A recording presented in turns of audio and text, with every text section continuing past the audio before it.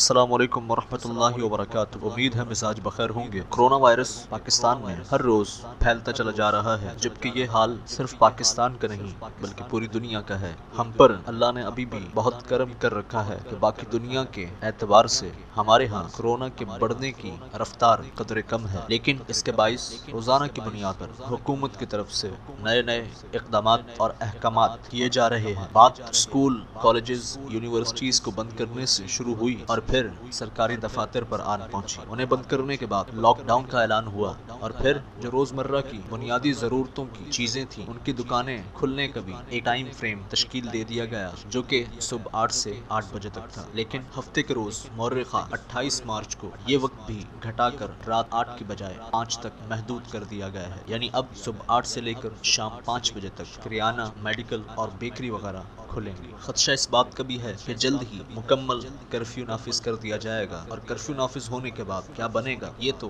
صحیح معنوں میں وقت آنے پر ہی پتہ لگ سکے گا۔ لیکن ان ایام میں لوگ معاشی اعتبار سے بہت تنگ ہیں۔ یہاں پر لوگوں کے گھروں میں کھانے کے لیے راشن نہیں، ان کے چولہے ٹھنڈے پڑ رہے ہیں، سفید پوش کہیں گھٹ گھٹ کے مر نہ جائیں۔ حکومتی اعلانات ابھی تک محض اعلانات تک منحصر ہیں، عملی اقدامات ابھی تک دیکھنے میں نہیں آیا۔ سماجی تنظیمیں اس مد میں کام کر رہی ہیں، لیکن وہ بھی ہر ایک مستحق تک نہ تو پہنچ سکتی ہیں اور نہ ہی ان کے پاس اتنے وسائل ہیں، جبکہ حقیقی معنوں میں یہ کام حکومت وقت کا ہے۔ لیکن اس پر ہم جلد ہی ایک الگ ویڈیو میں بات کریں گے، لیکن فی الحال پیغام حصدہ، درخواست اور التماس یہی ہے کہ اپنے گرد و پیش میں سفید پوشوں کی لاج رکھیے، کیونکہ ضرورت مند تو کوئی بھی ہو سکتا ہے، مجبوری کسی کی بھی ہو سکتی ہے، لیکن جو لاچاری سفید پوش کی ہوتی ہے وہ سب سے زیادہ اذیت ناک ہوتی ہے، کیونکہ نہ تو اس کی خودداری یہ گوارا کرتی ہے کہ وہ کسی کے سامنے سوال کرے، اور نہ ہی تشہیری مہم میں بانٹے جانے والے راشن کی تقریب تقسیم میں وہ جا کر جانوروں کی طرح جھپٹتا ہے۔ اس لیے